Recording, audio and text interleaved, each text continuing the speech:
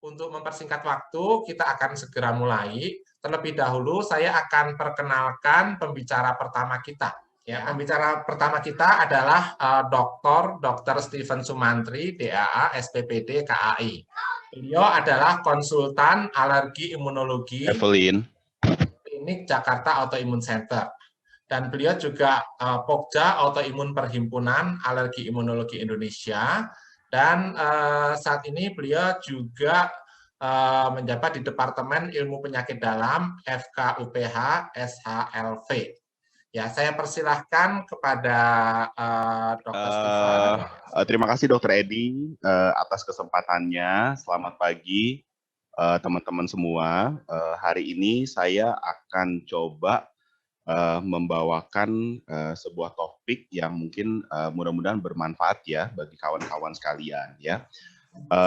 Topik saya hari ini adalah mengenal dan mencapai remisi pada lupus ya. Nah, sebagaimana diketahui, kita memperingati Hari Lupus Sedunia itu setiap tanggal 10 Mei ya, setiap tahunnya. Kenapa lupus sangat penting untuk sampai ada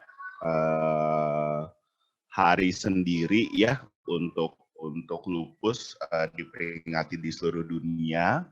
Karena lupus ini merupakan sebuah penyakit autoimun. Ketahui 90% pasien lupus adalah wanita ya.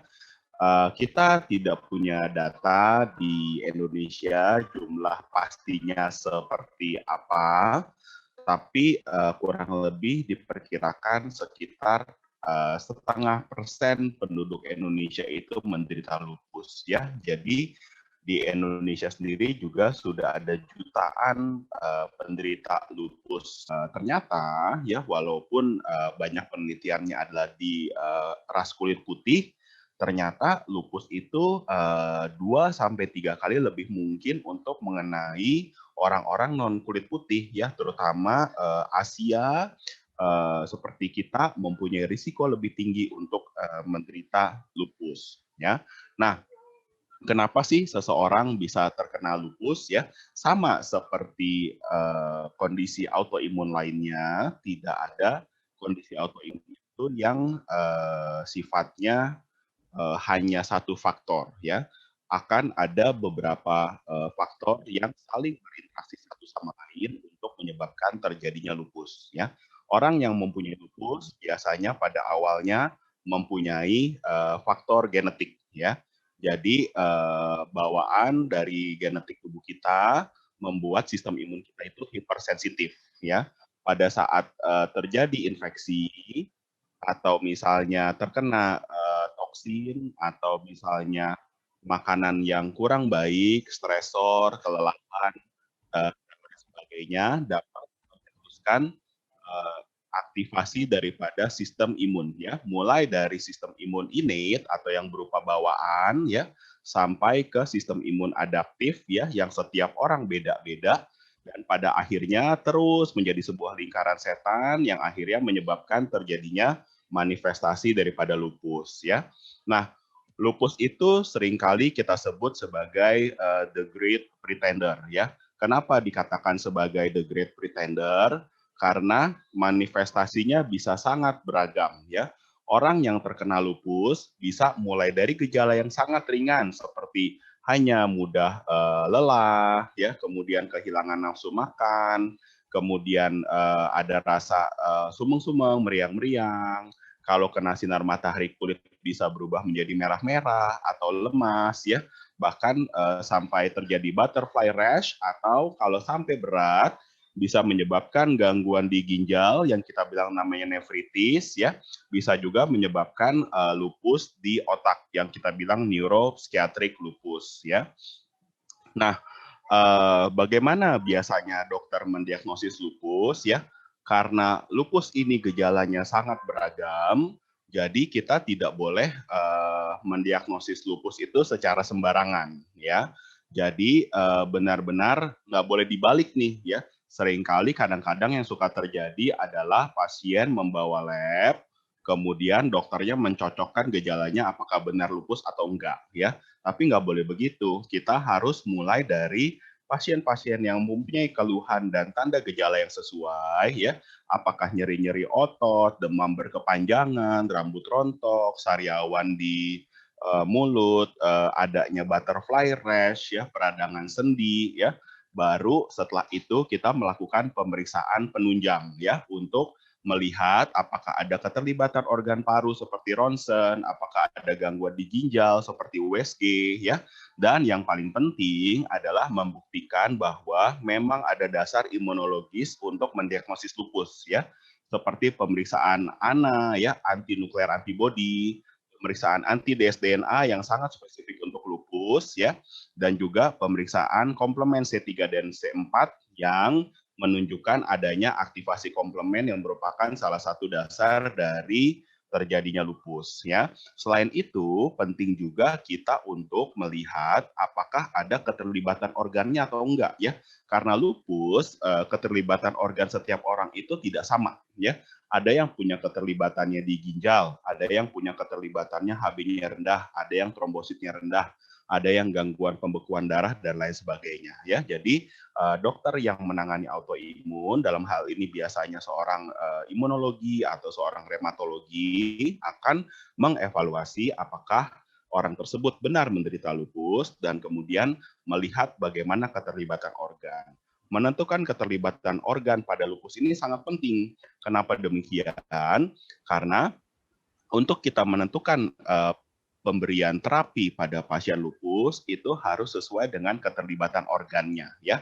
Tentunya pada saat kita mau melakukan tata laksana untuk lupus, kita nggak boleh menggunakan terapi yang sembarangan ya. Kita harus memilih terapi yang disesuaikan terhadap orang tersebut ya, bagaimana dengan keterlibatan organnya, bagaimana profil daripada risiko dari individu tersebut ya, sehingga setiap odapus akan mendapatkan terapi yang personalized, nggak bisa dipukul rata, semua orang harus dapat kortikosteroid, nggak bisa dipukul rata, semua orang harus mendapatkan imunosupresan. Tentunya kita akan menyesuaikan terhadap kondisi dari masing-masing orang ya, dan apakah ada masalah lain seperti ada hipertensi, ada pembekuan darah dan lain sebagainya ya. Nah, tapi yang akan saya coba tekankan di sini ya, kalau misalnya ini ada obat yang namanya hidroksikloroquine ya. Ini adalah zaman dulu dipakai sebagai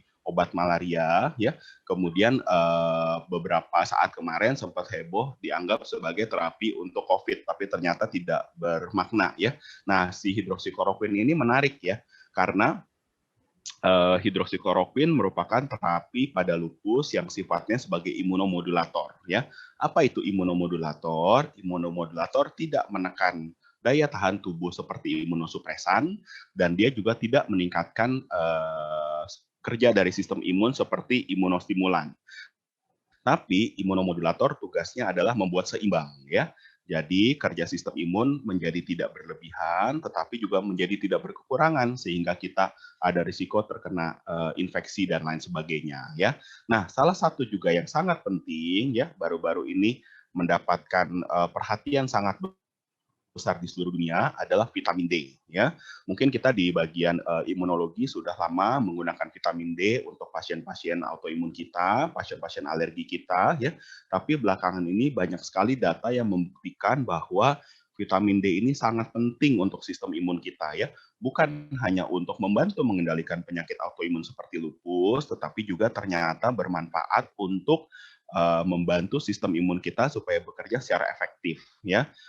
Pada pasien-pasien yang terkena COVID ya untuk menjadi pencegahan terhadap infeksi ya, bahkan pada usia lanjut ya kalau misalnya kita berikan suplementasi vitamin D, ternyata daya tahan tubuhnya terhadap infeksi menjadi lebih baik tanpa meningkatkan daya tahan tubuh yang tentunya dalam jangka waktu panjang bisa menyebabkan berbagai macam komplikasi kalau kita gunakan terus-menerus ya.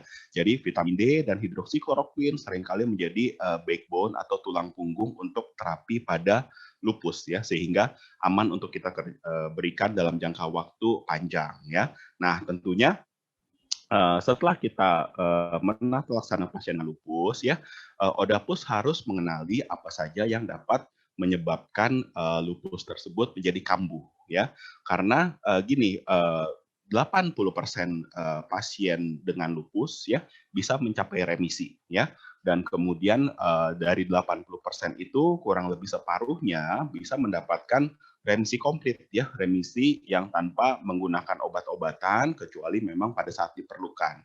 Nah, tapi pada saat kita sudah mencapai remisi atau kondisi autoimunnya terkendali, bisa ada beberapa hal yang dapat menyebabkan terjadinya kekambuhan pada lupus ya.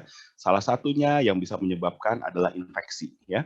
Kalau misalnya pada pasien lupus terkena infeksi seperti influenza atau saat ini yang sedang marak adalah COVID ya, itu kondisi autoimunnya bisa kambuh, bisa flare ya, bisa juga menjadi lebih berat ya. Sehingga pada pasien-pasien dengan autoimunitas yang kondisinya baik, kita harus melakukan berbagai macam cara untuk menjaga sistem imunnya tetap bekerja dengan baik. Tentunya bukan dengan memberikan imunostimulan ya, karena itu akan mengaktifkan juga kerja sistem imunnya sehingga autoimunnya bisa kambuh, tetapi ya kita berikan imunomodulator seperti vitamin D, kemudian ya pakai masker ya, kemudian jaga jarak, tapi juga yang bisa dipertimbangkan adalah ya kalau misalnya data vaksin sudah aman, kita bisa mempertimbangkan ya. Pada pasien-pasien saya saat ini kita memang untuk vaksin COVID masih kita tunda. Tapi seperti vaksin influenza atau vaksin pneumonia ya, pada pasien lupus yang saat ini dalam remisi komplit ya dengan evaluasi menyeluruh dari dokternya bisa dipertimbangkan untuk memberikan vaksin influenza misalnya untuk mencegah supaya jangan sampai terkena infeksi influenza yang dapat menyebabkan autoimunnya kambuh ya. Selain itu, stres juga memainkan peranan penting untuk kekambuhan ya. Nah, nanti hari ini kita beruntung sekali karena ada Pak Sandi ya, seorang psikolog yang akan membantu kita bagaimana caranya kita bisa mengatur emosi kita tetap hidup bahagia sehingga kondisi autoimun kita bisa terus terkontrol ya. Dan kemudian kita juga harus mempertimbangkan bahwa kehamilan ini merupakan juga salah satu yang dapat mencetuskan kekambuhan pada lupus ya. Jadi pada pasien-pasien dengan autoimun dalam hal ini dengan lupus bukan berarti tidak boleh hamil ya. Tapi pada saat merencanakan hamil ya benar-benar harus dipertimbangkan berbagai macam faktornya. Apakah lupusnya terkendali atau tidak? Apakah menggunakan obat-obatan yang bisa mengganggu perkembangan janin atau tidak gitu ya. Seringkali banyak tapi belakangan ini pasien-pasien yang kalau kita rencanakan kehamilannya dengan baik ya, ibunya aman, janinnya juga aman sehingga tidak menimbulkan banyak masalah ya. Dan juga jangan lupa bisa juga sebaliknya ya.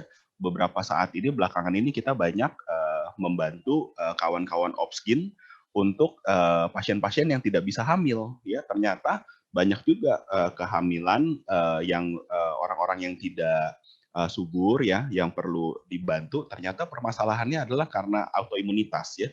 Jadi begitu kita obati autoimunitasnya dengan baik, kita atur gaya hidupnya dengan baik, ternyata bisa hamil ya dan juga kehamilannya berjalan dengan lancar ya. Nah, yang keempat ya ini khusus banget nih untuk pasien terutama dengan lupus, dengan sindrom Sjogren ya. Sinar matahari yang berlebihan ya ini bisa menimbulkan kekambuhan ya. Kenapa? Karena pada lupus sistem imunnya sangat sensitif ya sehingga pada saat terkena sinar UV itu bisa menyebabkan terjadinya kekambuhan pada lupus. Jadi kita sarankan pada pasien-pasien dengan lupus untuk selalu pakai sunblock ya SPF 50 ke atas ya untuk mencegah kerusakan dan aktivasi dari sistem imun akibat kena sinar matahari. Nah, karena sinar matahari merupakan sumber dari vitamin D yang sangat penting, jadi makanya bisa masuk akal kan ya kenapa pada pasien-pasien lupus harus mendapatkan suplementasi kadar vitamin D sampai kadarnya adalah antara 40 sampai 70 ya. Bahkan kadangkala ya yang harus diperhatikan bukan hanya sinar UV secara langsung ya. Baru-baru ini ada pasien saya yang mengalami kekambuhan lupus kulit ya. Kita bingung ya, ini pasien sudah terkontrol, bagus ya, awalnya nefritis lupus, tapi memang sistem imunnya sensitif sekali ya. kenapa dia bisa sampai ada kekambuhan lupus kulit. Kita tanya, apakah sering keluar rumah? Enggak, dia stay at home terus. Kalau keluar rumah pakai sunblock nggak? Pakai, nggak ada masalah dia nggak pakai sunblock.